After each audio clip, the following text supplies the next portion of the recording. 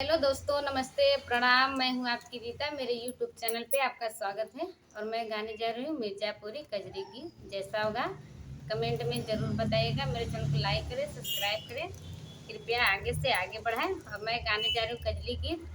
जैसे कि कोई पति अपने पत्नी को छोड़कर कहीं गए थे और आए तो उनकी पत्नी एकदम गुस्से में थी। तो पति जी ने क्या बोले, कौन बात पे फुलाए बाड़ू गाल गोरी करके आँख लाल गोरी ना। कौन बात पर फुलाए बाड़ू गाल गोरी करके आँख लाल गोरी ना। बिन खैले जूतलात मानलू तू नाही बात। बिन खैले जूतलात मानलू तू नाही बात। घर में रोज रोज करलू बवाल गोरी करके आँख लाल गोरी ना।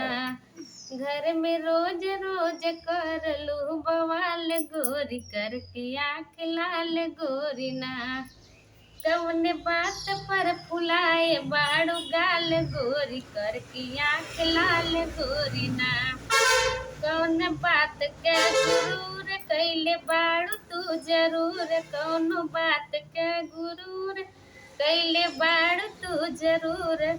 अब से आपन सुधारला तू चल गोरी करके आँख लाल गोरी ना।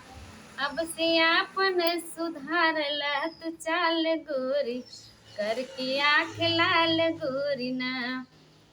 कौन बात पर फुलाए बाड़ू गाल गोरी करके आँख लाल गोरी ना।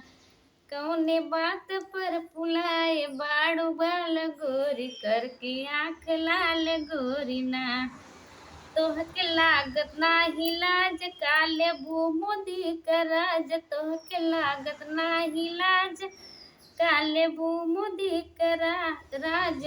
जा सुझाव देह तोहके नंद लाल गोरी करके आँख लाल गोरी ना।